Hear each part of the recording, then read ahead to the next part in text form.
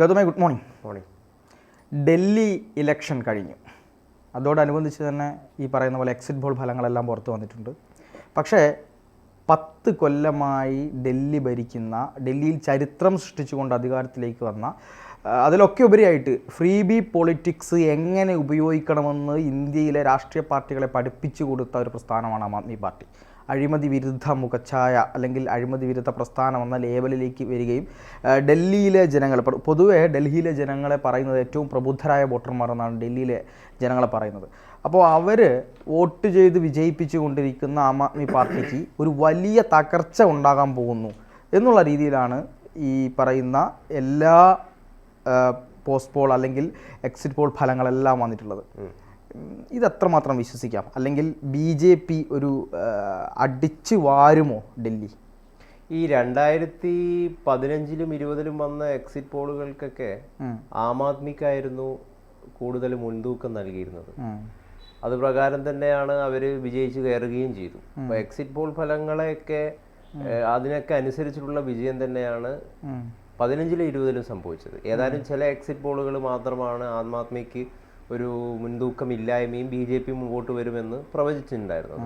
അപ്പോൾ അതിൻ്റെ അടിസ്ഥാനത്തിൽ നമ്മൾ നോക്കുകയാണെങ്കിൽ BJP ആണ് ഇക്കുറി ഡൽഹി പിടിക്കുക എന്നാണ് നമുക്ക് മനസ്സിലാക്കാൻ വേണ്ടിയിട്ട് സാധിക്കുന്നത്. അതായത് സുഷമ സ്വരാജിന് ശേഷം ഒരു BJP മുഖ്യമന്ത്രി ആയിരിക്കുമോ ഡൽഹിയിലേക്ക് എത്താൻ പോകുന്നത്? ജനങ്ങൾ കാത്തിരിക്കുന്നതും ജനങ്ങൾ ആഗ്രഹിക്കുന്നതും അതിനു വേണ്ടിയിട്ടായിരിക്കുമോ എന്ന് നമുക്ക് അറിയണമെങ്കിൽ ശനിയാഴ്ച വരെ കാത്തിരിക്കേണ്ടി വരും. 60.42 ആണ് ഇത്തവണത്തെ പോളിംഗ് എന്ന് പറയുന്നത്. കഴിഞ്ഞ വർഷം എത്രയായിരുന്നു? 61 അതെ. അപ്പം തീർച്ചയായിട്ടും കെജ്രിവാളിന്റെ അഴിമതി വിരുദ്ധ രാഷ്ട്രീയത്തിന്റെ അമരക്കാരൻ എന്ന നിലയിലാണല്ലോ കെജ്രിവാൾ രാഷ്ട്രീയത്തിൽ തന്നെ പ്രവേശിക്കുകയും വലിയ മുൻതൂക്കം ഉണ്ടാക്കുകയൊക്കെ ചെയ്തത്. ജനങ്ങൾക്കിടയിൽ വലിയ സ്വാധീനമൊക്കെ.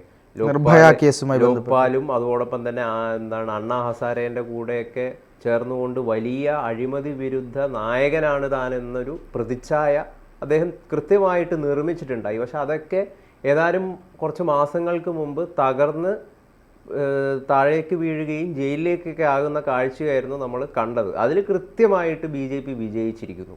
കാരണം 27 വർഷമായി ഡൽഹിയിൽ അധികാരത്തിൽ ഇരിക്കാൻ വേണ്ടിയിട്ട് BJPക്ക് സാധിക്കുന്നില്ല. ലോക്സഭയിൽ വൻ വിജയങ്ങളൊക്കെ നേടാൻ വേണ്ടി സാധിക്കുന്നുണ്ടെങ്കിലും നിയമസഭയിൽ അത് അവർക്ക് സാധിക്കുന്നില്ല. അപ്പോൾ കൃത്യമായിട്ടുള്ള തന്ത്രം ഡൽഹിയിൽ ഇക്കുറി മെനഞ്ഞിട്ടുണ്ട്. അരവിന്ദ് കെജ്രിവാളിൻ്റെ അഴിമതികളെക്കുറിച്ച്, അവരുടെ സർക്കാരിൻ്റെ കെടുകാര്യസ്ഥതയെക്കുറിച്ചൊക്കെ കൃത്യമായിട്ട് ജനങ്ങൾക്ക് ബോധ്യപ്പെടുത്തുന്ന രീതിയിലുള്ളൊരു രാഷ്ട്രീയ പ്രവർത്തനം ഒരു BJPക്ക് കാഴ്ചവെക്കാൻ വേണ്ടിയിട്ട് സാധിച്ചു. അതിൻ്റെ ഭാഗമായിട്ട് കെജ്രിവാൾ ജയിലിൽ പോയി, അദ്ദേഹത്തിൻ്റെ പ്രതിച്ഛായ തകർന്നു. വലിയ രീതിയിലുള്ള ഒരു കോൺഗ്രസിൻ്റെ കാര്യമാണെങ്കിൽ പിന്നെ പറയണ്ട, ചിത്രത്തിൽ തന്നെ ഇല്ലാത്ത അവസ്ഥയാണ്. ഞാൻ അത് പറഞ്ഞ സമയത്താണ് ഇന്നലെ കുറേ ചാനലുകൾ ഒരു അഭിപ്രായം രേഖപ്പെടുത്താൻ വേണ്ടി സിമ്പിളായിട്ട് നമ്മൾ സാധാരണ ഒരു അഭിപ്രായം രേഖപ്പെടുത്തുമല്ലോ, ആര് ജയിക്കുമെന്നൊക്കെ പറഞ്ഞുകൊണ്ട്. അപ്പോൾ അതിൽ കുറേ നമ്മുടെ കേരളത്തിലെ കുറേ ചാനലിൻ്റെ ഇത്തരം സാധനങ്ങൾ നോക്കിയപ്പോൾ കോൺഗ്രസ് എന്ന് പറഞ്ഞ ആളുകളാണ് കൂടുതൽ. ഇത് വിശ്വസിക്കുന്ന ആളുകളാണ് കേരളത്തിലുള്ളത്. BJP അല്ല, ആം ആദ്മി അല്ല, കോൺഗ്രസിന് മുൻതൂക്കം കൊടുത്ത ആളുകളാണ്. നോക്കണം. ഹരിയാനയിലും അതോടൊപ്പം തന്നെ മഹാരാഷ്ട്രയിലും നമ്മൾ കണ്ടില്ലേ.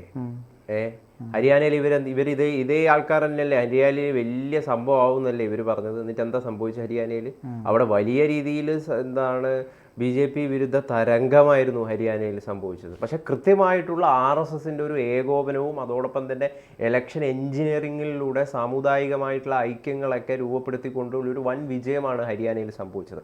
അപ്പം ഡൽഹിയിലും ഇത്തവണ ജയിക്കുകയാണെങ്കിൽ അത് BJPയുടെ ഒരു വൻ വിജയമായിരിക്കും. കാരണം ലോക്സഭയിൽ സംഭവിച്ച ഒരു വലിയ തകർച്ചയുള്ളവർക്ക് അതിനെ അവർ ഈ 3 തെരഞ്ഞെടുപ്പിലൂടെയും കൃത്യമായിട്ട് എന്താ പറയുക, അതിനെ ആ വീക്ക്നെസ്സിനെ മുഴുവൻ മറികടക്കുന്ന പ്രവർത്തനങ്ങളായിരിക്കും ഇതിലൂടെയൊക്കെ കാഴ്ചവെക്കുക. ജനങ്ങൾക്ക് നൽകുന്ന മെസ്സേജ് അതായിരിക്കും, തങ്ങൾ തകർന്നിട്ടില്ല എന്നത്. ഇപ്പം നിലവിലിപ്പം പുറത്തു വന്ന എക്സിറ്റ് പോളുകളെല്ലാം, അതായത് ഇപ്പോൾ ഒട്ടുമിക്ക എക്സിറ്റ് പോളുകളും BJPക്കാണ് മുൻതൂക്കം നൽകുന്നത്. നമ്മളിപ്പോൾ ഈ പീപ്പിൾസ് പൾസ് എടുക്കുകയാണെങ്കിൽ 51 മുതൽ 60 സീറ്റാണ് ഏറ്റവും കൂടുതൽ അവരാണ് പറഞ്ഞിരിക്കുന്നത്. അതുപോലെ തന്നെ പോൾ ഡയറി 42 മുതൽ 50 സീറ്റ് BJPക്ക്. JVC ആവട്ടെ 39 മുതൽ 45, ഈ ടുഡേസ് ചാണക്യ 39 മുതൽ 44 സീറ്റ് വരെ പ്രവചിക്കുന്നുണ്ട്. മാട്രിക്സ് ആകട്ടെ 35 മുതൽ 40 സീറ്റ് വരെ.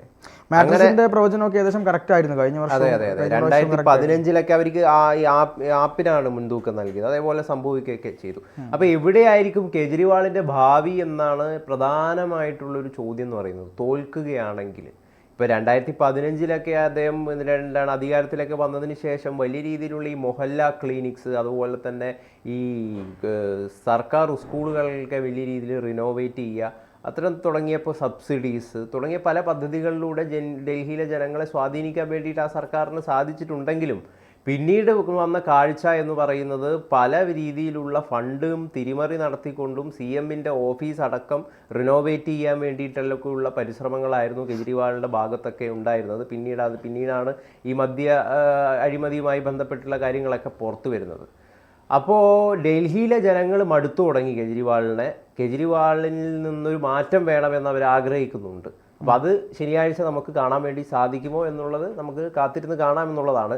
എന്തായിരിക്കും കേജ്രിവാളിൻ്റെ ഭാവി തോൽക്കുകയാണെങ്കിൽ കേജ്രിവാൾ രാഷ്ട്രീയത്തിൽ നിന്ന് അസ്തമിക്കും എന്ന് തന്നെ പറയാതിരിക്കാൻ കഴിയില്ല. കാരണം ഒന്ന്, കേജ്രിവാൾ എന്ന് പറയുന്ന ഒരു വ്യക്തി എങ്ങനെയാണ് രാഷ്ട്രീയത്തിലേക്ക് വന്നത് എന്നുള്ളത് നമ്മൾ ആലോചിക്കണ്ടേ.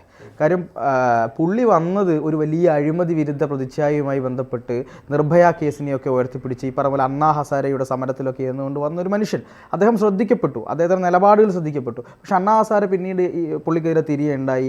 ഈ മദ്യ അഴിമതി കേസ്, അതിൽ തന്നെ മനീഷ് സിസോദിയ, അതുപോലെ തന്നെ ഈ പറയുന്ന കേജ്രിവാൾ, ഇവരെല്ലാം കുടുങ്ങുന്ന സ്ഥിതിയിലേക്ക് കാര്യങ്ങൾ പോയി. അപ്പോൾ സ്വാഭാവികമായിട്ടും ഇവരെന്താ പറഞ്ഞുകൊണ്ടിരുന്നത്, കേന്ദ്ര സർക്കാരിൻ്റെ രാഷ്ട്രീയ വേട്ടയാടലുകളാണ് തനിക്കെതിരെ നടക്കുന്നത് എന്നാണ് പുള്ളി പറഞ്ഞത്. ഡൽഹിയിലെ ജനങ്ങൾക്ക് ഇതെല്ലാം കൃത്യമായിട്ട് അറിയാം. അങ്ങനെ ഒരു രാഷ്ട്രീയ വേട്ടയാടലാണ് നടന്നതെങ്കിൽ അതിൻ്റെ എല്ലാ ഗുണങ്ങളും ആം ആദ്മി പാർട്ടിക്ക് കിട്ടും. പക്ഷേ അവിടെയാണ് സുപ്രീം കോടതി പിന്നെ ഈ പറയുന്ന കേജ്രിവാളിനെ ചതിച്ചത്. സുപ്രീം കോടതി പറഞ്ഞത് ഈ കേസ് പ്രഥമദൃഷ്ട്യാ നിലനിൽക്കും, ഈ കേസിൽ കഴമ്പുണ്ട് എന്ന് പറഞ്ഞ് ജാമ്യം കൊടുക്കാൻ തയ്യാറായില്ല.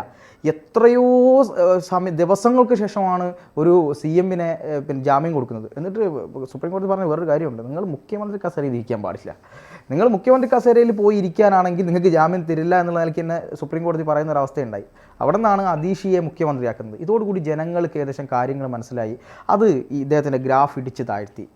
സത്യത്തിൽ നടപടിയെടുത്തു കേന്ദ്ര ഗവൺമെൻറ് എന്നുള്ള നിലപാടിലേക്ക് അവരെത്തി. പിന്നെ ഒരു കാര്യം കൂടെ ഉണ്ട്. ആ കാര്യം എന്ന് പറയുന്നത്, ഈ കേന്ദ്ര സർക്കാരുമായി ബന്ധപ്പെട്ട് കേന്ദ്രത്തിനെതിരെ നിരന്തരമായി കുറ്റം പറയുകയും, പക്ഷേ അവിടെ ലഫ്റ്റനൻറ്റ് ഗവർണറുടെ ഭരണമാണ് നടന്നുകൊണ്ടിരിക്കുന്നത്. അപ്പം കേന്ദ്രത്തിൻ്റെ സഹായമില്ലാതെ അവിടെ ഒരു കാര്യവും നടക്കില്ല എന്നുള്ളൊരു കാര്യം കൂടെ ഉണ്ട്. ഈ ഫ്രീ ബി പൊളിറ്റിക്സിനെ വല്ലാതെ എതിർത്തുകൊണ്ടിരുന്ന ഒരു രാഷ്ട്രീയ പാർട്ടിയാണ് ആര്? BJP എന്ന് പറയുന്നത്. വഴിപ്പെട്ടു. കാരണം ഫ്രീ ബി പൊളിറ്റിക്സിൻ്റെ ഒരു ശാസ്ത്രീയമായ വശം അവർ മനസ്സിലാക്കി, BJP മനസ്സിലാക്കി. കാരണം അത് ഫ്രീ ബി പൊളിറ്റിക്സ് ഏറ്റവും നന്നായി കൈകാര്യം ചെയ്തത് ആം ആദ്മി പാർട്ടിയാണെങ്കിലും അത് കേരളത്തിൽ നന്നായി പരീക്ഷിച്ചത് പിണറായി വിജയനാണ്. ഈ പിന്നെ എന്താണ് കിറ്റിലൂടെ കിറ്റൊക്കെ കൊടുത്താൽ ആരെങ്കിലും എന്തെങ്കിലും ചെയ്യുമെന്നൊക്കെ ചോദിച്ചിട്ടുണ്ടായിരുന്നു. വീണ്ടും അധികാരത്തിൽ വരുന്ന പ്രധാന പങ്കാണ് കിറ്റ് എന്ന് പറയുന്നത്. അത് ഈ ഫ്രീ ബി പൊളിറ്റിക്സ് വലിയൊരു കാര്യമാണ്. അങ്ങനെയാണ് ആ ഫ്രീ ബി പൊളിറ്റിക്സ് ആണ് മഹാരാഷ്ട്രയിൽ ആരെടുത്ത് പറ്റിയത്? BJP എടുത്ത് പറ്റിയത്. അങ്ങനെയുള്ള ഫ്രീ ബി പൊളിറ്റിക്സിൻ്റെ ഭാഗമായി ഇപ്പോൾ ഈ പറയുന്ന ഡൽഹിയിലെ ചേരികളിൽ വീടുകൾ നിർമ്മിക്കുമെന്നുള്ള ഒരു തന്ത്രപ്രധാനമായ ഒരു വാഗ്ദാനം കൊടുത്തു. അത് കത്തിയിട്ടുണ്ട്. തമിഴ്നാട്ടിലൊക്കെ വലിയ രീതിയിൽ വിജയമായിരുന്നു ഈ ഫ്രീ ബി പൊളിറ്റിക്സ് എന്നൊക്കെ പറയുന്നത്. പക്ഷെ അത് രഹസ്യമായ ഫ്രീ ബി പൊളിറ്റിക്സാ. കാരണം TV കൊടുക്കുന്നു, പണം കൊടുക്കുന്നു, ഡയറക്റ്റ് പണം കൊടുത്തിട്ടാണ് അവിടെ വോട്ട് ചെയ്യിക്കുന്നത്. അതറിയാം. ഈ തമിഴ്നാട്ടിലൊക്കെ ഞങ്ങൾ ഇന്ത്യ സഖ്യമാണ്, ഞങ്ങൾ സ്വാതന്ത്ര്യത്തിൻ്റെ തേങ്ങാക്കൊലയാണെന്നൊക്കെ പറയുമ്പോഴും അണ്ണാ DMK ആയാലും DMK ആയാലും പരസ്യമായി പണവും മദ്യവും നൽകിയിട്ടാണ് വോട്ടർമാരെ സ്വാധീനിച്ചുകൊണ്ടിരിക്കുന്നത്. ഇത് പപ്പുമോന് വലിയൊരു തോൽവി തന്നെയായിരിക്കും ഡൽഹി സമ്മാനിക്കാൻ വേണ്ടി പോകുന്നത്. അത് വേറൊരു കാര്യമുണ്ട്. അതിലൊരു പ്രശ്നമുണ്ട്.